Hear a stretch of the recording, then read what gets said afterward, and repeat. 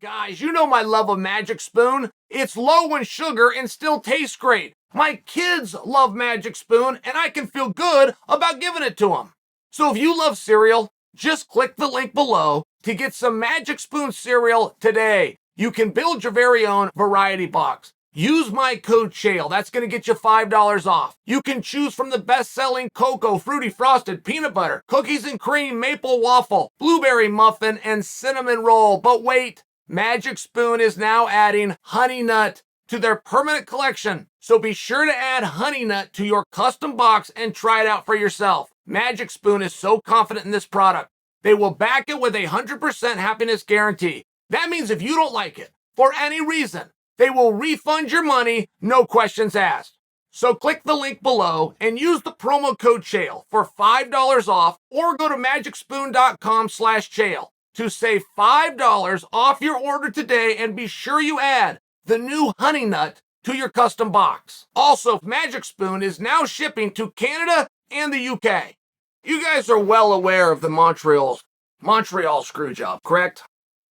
Montreal screwjob is a pay-per-view in professional wrestling that went down in Montreal. Now, it's got Bret the Hitman Hart. It's got Shawn Michaels. Bret Hart is the WWE champion. This is his last night under contract. This is a Sunday. He'll be on the first thing smoking because on Monday, he's going to be in Atlanta on the Rival Promotions show, okay? UFC Bellator. Think of it like that. The UFC champion tomorrow, not next week, tomorrow, is going to show up on Bellator with the UFC belt. Never been done. Vince McMahon doesn't know what to do. He goes and talks to Bret Hart. Now, Montreal is Bret Hart's hometown, and Bret Hart believes wrestling is real. He believes he's really won. That it's a whole thing, but it happens with the second and third generation guys. It's kayfabe. They live the gimmick. So he is not willing to drop the belt in Montreal. He understands that he simply cannot leave this company to go to this company and take the belt. He fully understands that, but he has to. He has to, because the match where he's supposed to drop the belt is booked in his hometown. That was not his fault. He did not book that arena. You knew the dates. You booked the arena. By the way, I'm the champion when we came in here. All things you had control over. But now that it's done, I'm not doing the job to Shawn Michaels in my hometown. Vince McMahon. Okay. Well, what can Vince do? There's not a whole lot of options. Shawn Michaels isn't tough enough to go pin the sumbitch or stretch him out, right? It's a different deal. You got a real shooter in there, just go handle your business once the bell rings. Do it in front of the cameras. If it's Kurt Angle, if it's Brock Lesnar, something along these lines. It's Shawn Michaels. This is a very fruity guy. He can't be trusted with going in and getting Bret Hart's shoulders down. So what do you do if you're Vince? Pull the screw job. You tell Bret when he goes out there, you're going to have the belt. You have Bret caught in a submission at one point. You cue the referee who's wearing an earpiece to tell the world that he just submitted even though he didn't. You take the belt off him and you give it to Shawn Michaels. It was the right move because it was Vince's belt. It's his belt. Do whatever you want with it and take it off a guy that you put it on.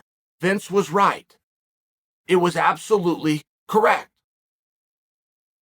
Here we are in 2022, and we already let a heavyweight champion walk out with our belt once. How that's going to play and where that's going to go. There's risks that you have to take. There's things that have to be done, but that has to be observed. When it's done, that has to be observed.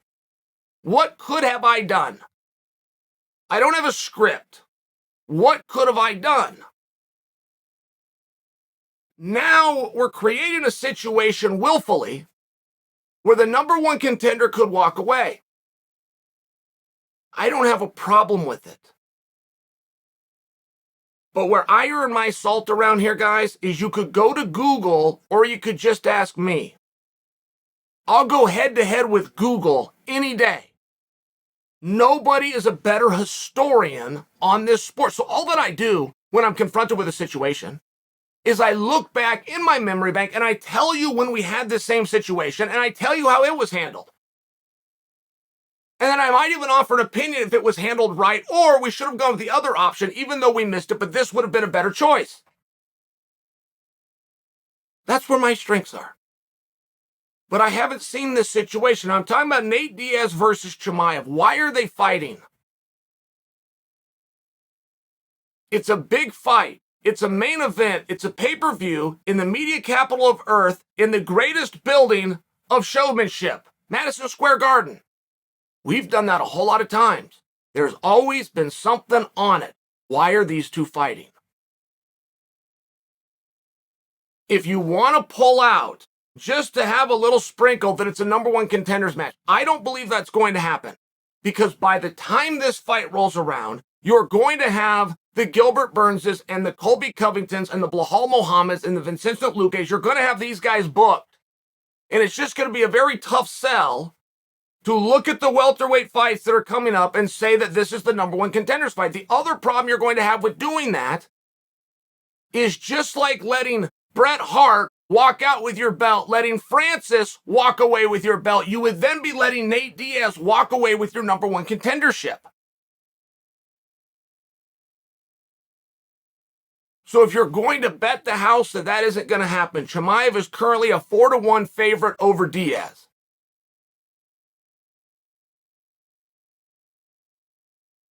If that's what's going to happen, and we're betting the house on that, and I cannot let a guy leave with shine, I cannot let him leave with my belt, then by God, tell the world.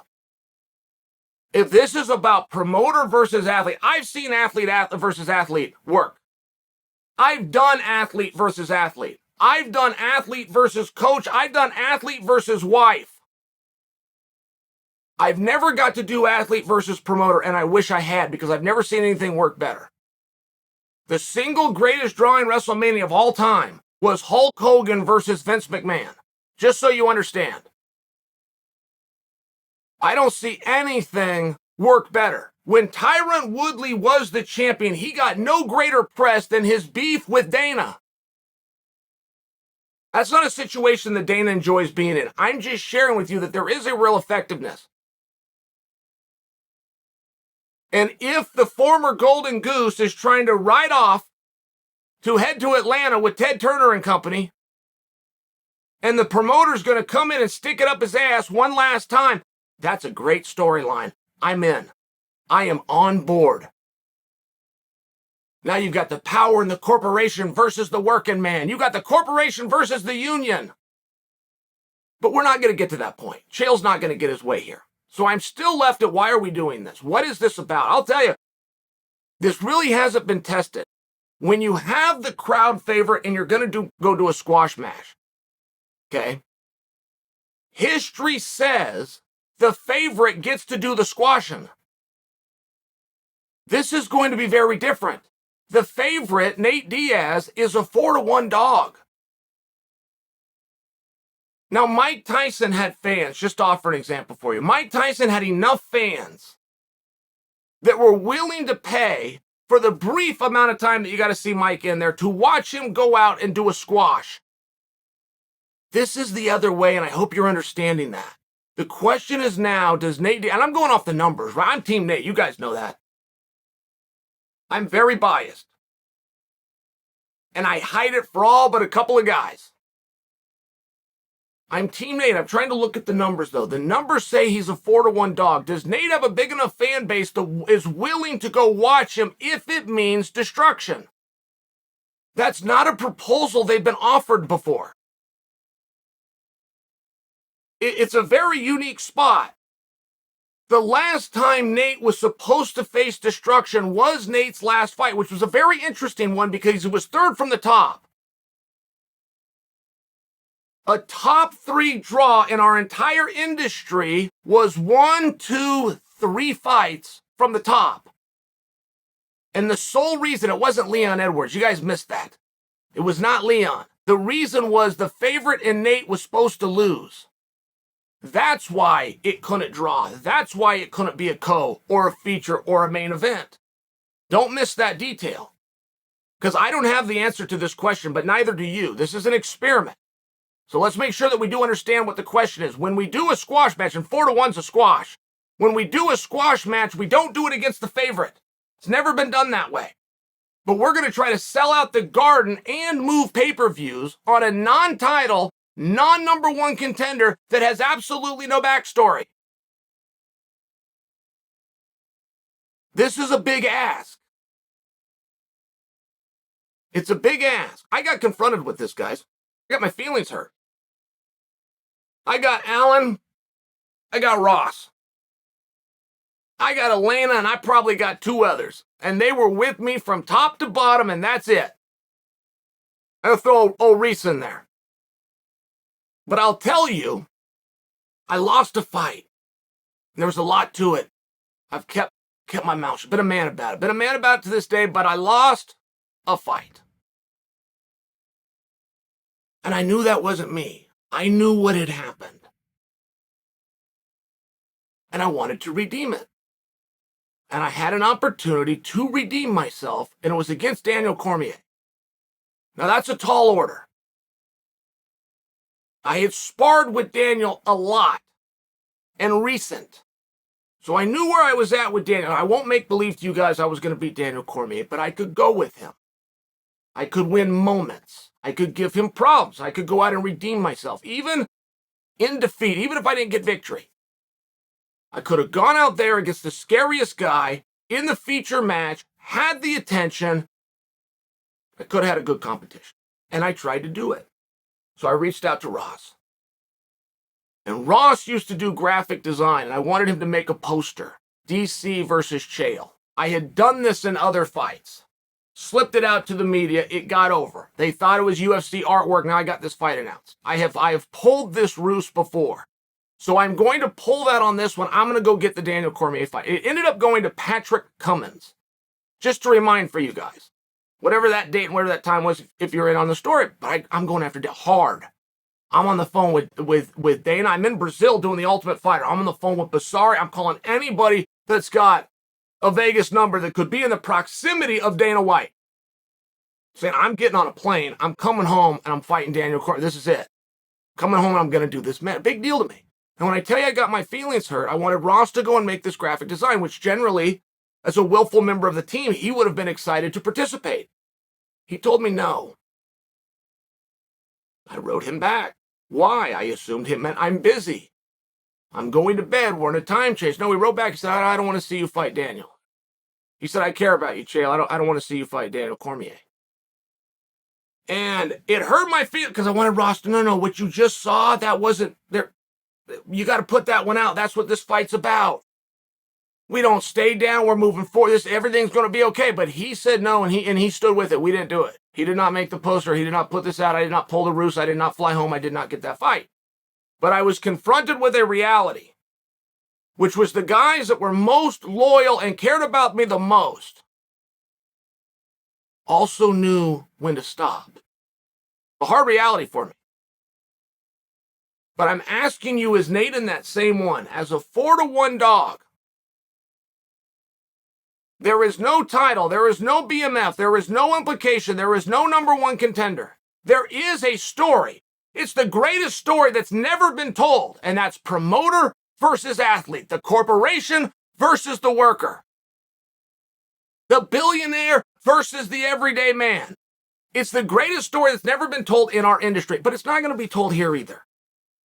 So if I've identified the one and only story that works, but I tell you it's not going to be told, then we just don't have a story. And I am genuinely wondering, as a 4-1 underdog, can you sell out an arena? I know Nate can sell out Madison Square Garden. I watched Nate sell out Madison Square Garden. I watched Nate bring The Rock and the President to Madison Square Garden. I know what he can do.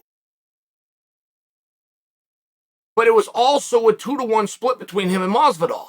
That crowd was quite sure, at least a lot of them, that he was going to win. I'm not saying Nate can't beat Chimaev. I'm saying if Nate beats Chimaev, we have a problem. We now have a number one contender who's not under contract. Much like we have a heavyweight champion we let walk out of the ring with our belt who says he's not coming back and next appeared in somebody else's squared circle. Much like Vince had to deal with Brett who thought it was real. But Vince knew what time it was. He knew this is my show, my cameras, my dime, and that's my belt.